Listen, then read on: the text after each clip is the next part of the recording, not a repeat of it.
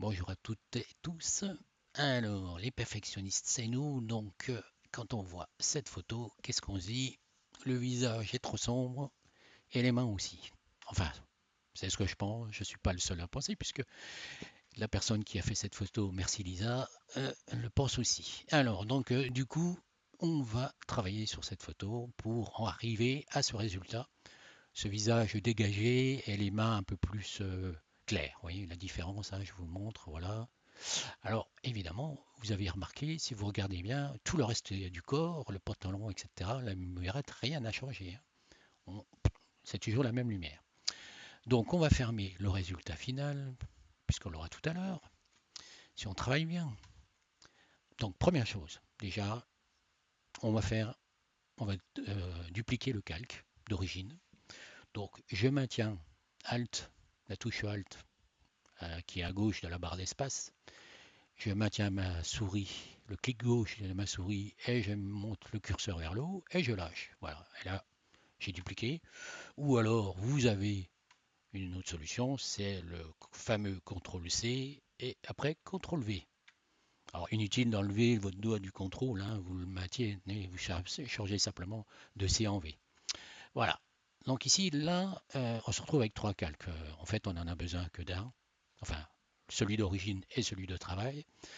Donc vous là ici, beaucoup de gens l'oublient, vous avez l'historique. Alors l'historique, il se trouve dans la fenêtre, hein, pardon.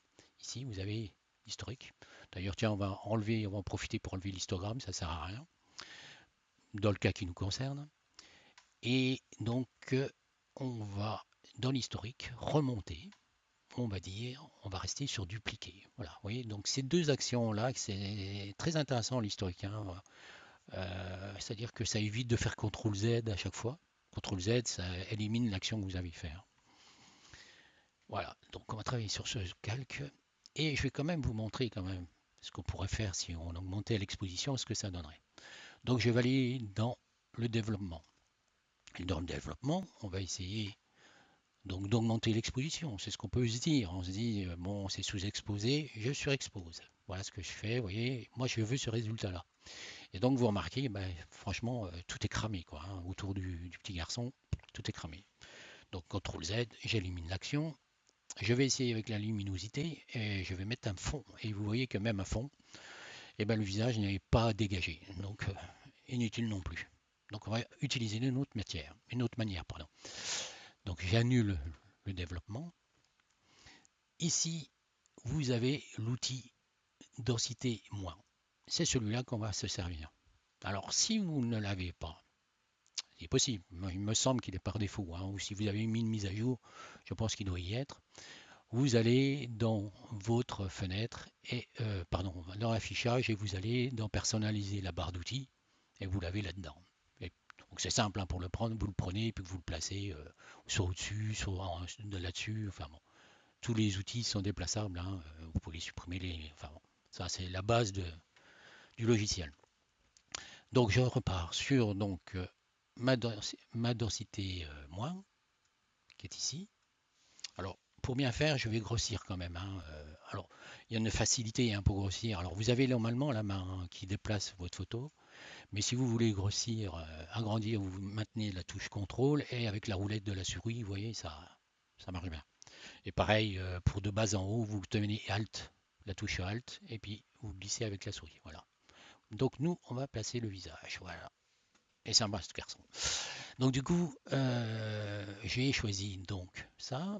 Et vous remarquerez que bah, je vois un rond transparent, je ne sais pas trop où je vais, ce que je fais, etc. Donc si vous avez une croix, c'est tout bête. Vous appuyez sur la touche majuscule. Parce qu'en fait, si vous étiez en majuscule, et ça supprime. Et là, vous voyez que là, on a bien la taille de notre pinceau, hein. Euh, et donc, je fais un petit coup, deux coups, trois coups, quatre coups, tout ce que je veux, hein. Voilà, bon, ça donne ça. On va repartir sur le début parce que je vais vous expliquer quand même plus approfondi. Donc la taille du pinceau, bon, bah, déjà, vous voyez que quand je monte la taille du pinceau, si je prends tout le visage, vous voyez, j'ai toujours mon curseur. Et si jamais vous faites ça, là tout de suite vous avez fait une action. Alors si vous étiez passé là, bah, vous auriez fait l'action là. Donc c'est pas ce qu'on veut.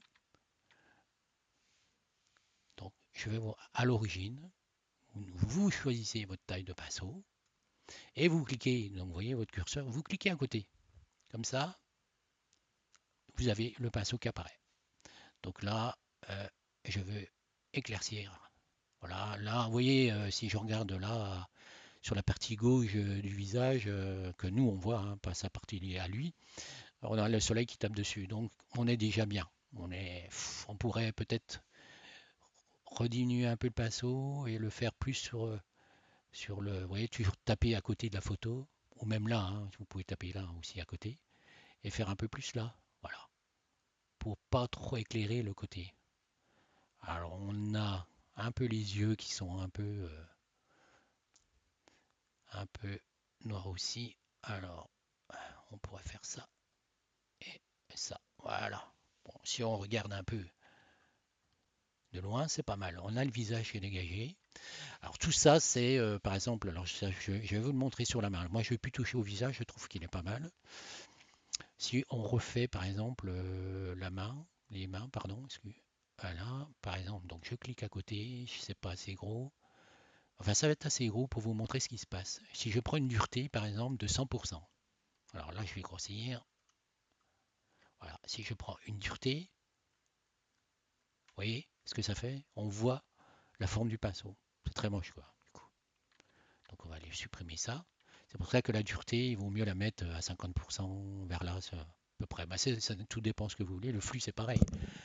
C'est le flux de densité, l'opacité, bah, c'est pareil, hein, si vous connaissez un petit peu. Voilà. Moi, mes réglages sont réglés là. Vous n'êtes pas obligé de régler à ça, hein. Il faut faire des tests, ça prend du temps, mais voilà.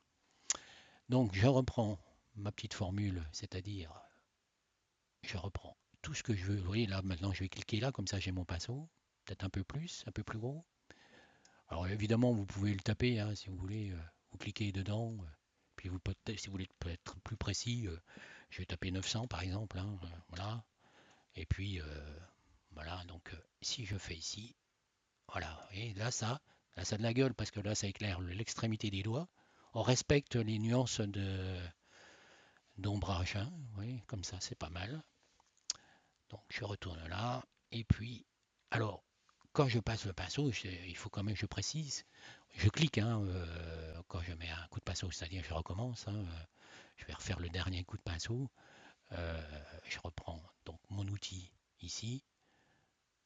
Pour revenir, je ne reste pas appuyé, je donne des petits coups de clic. Mais je peux aussi.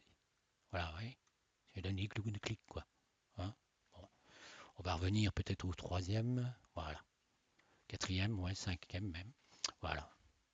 Bon, mais c'est pas mal. Donc, si je veux aussi, puisque du temps que j'y suis, hein, je trouve que, alors, les défauts, moi, ce qui me gêne un peu, c'est ça. Ce trou là, alors il y en a un là, vous allez me dire, donc ce que je peux faire, c'est l'outil correcteur, donc suppression des défauts, on pourrait dire. Alors là, on va choisir pareil, bah, le pinceau, hein. Hop. Cliquez toujours à côté, hein, parce que vous avez vu ce que ça fait, hein. Voilà, hop, voilà. Le trou là, à la rigueur, c'est pas très gênant. Voilà, ensuite, donc je retourne sur ma petite flèche. Et je vais aussi voir si on peut pas jouer un peu avec le développement. Donc vous voyez la différence, elle est là. Alors je vais mettre la main pour éviter de voir l'encadrement de la photo.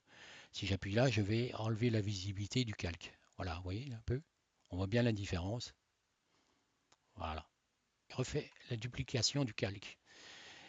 Alors si j'enlève le calque d'origine, vous voyez que les deux, j'ai pas refait la duplication du calque d'origine, parce que sinon tout ce que mon travail que je viens de faire serait parti. J'ai redupliqué le calque sur lequel je viens de travailler, donc qui tient compte de toutes les modifications que j'ai faites. Pourquoi? Parce que c'est sur celui-là maintenant que je vais travailler, puisque là je vais essayer de changer la densité, la luminosité et l'exposition, pour voir un peu si on peut arranger un peu plus de détails, enfin la rendre un peu moins plate. Donc pour ça, eh bien, je vais sur développement. Alors attention, on va annuler, je vous montre bien. Attention de bien être sur le bon calque, hein, pas être sur celui-là, parce que ça ne changera rien sur le calque que vous voulez travailler. Là, il est bien visible, voilà. Donc vous allez donc sur développement ici et on va aller chercher l'exposition qui est ici. Est-ce qu'on a intérêt à exposer un peu plus ou pas? Alors ça dépend le calibrage de votre écran, hein. On peut jouer un peu le noir pour faire une petite ombre, notamment je vois sur la jambe là, ce qui serait un peu normal. Alors attendez, voir, c'est vraiment au millimètre, hein. Voilà, point noir, voilà. J'aime bien un petit peu d'ombre et remettre un peu plus d'exposition. Voilà.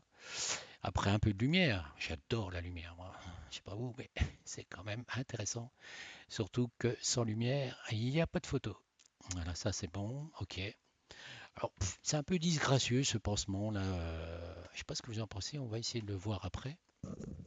Donc du coup, on va descendre un peu et on va pouvoir, donc sur le basique, ce qu'on peut faire aussi, c'est peut-être donner un peu de clarté. Si on donne un peu de clarté, si vous regardez le crépi, oui, ça, le crépi de la murette là, ça donne un peu plus de, comment je dirais, de profondeur. Ensuite, bah, les tons clairs et les tons foncés, bien sûr, on peut y jouer aussi. Mais bon, là, je vois pas trop. Ça peut, oui, bon, ça joue un peu sur les cheveux, tout ça. Je pense que c'est pas mal.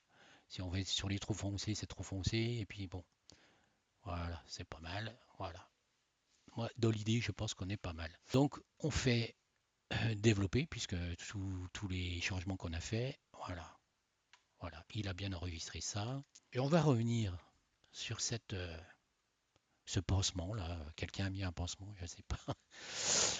Et donc, on va essayer de corriger. Donc, en parlant de pansement, vous avez donc la suppression des défauts.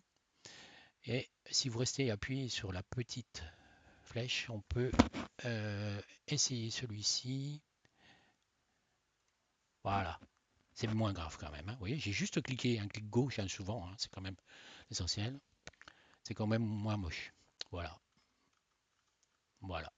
Vous avez votre photo qui est terminée.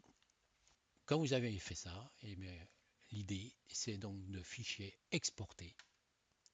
Voilà, on va exporter cette photo. Voilà.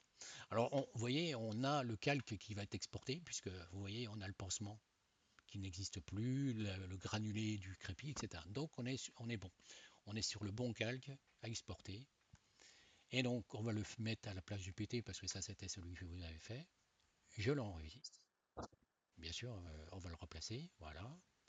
Voilà pour l'exercice. À bientôt.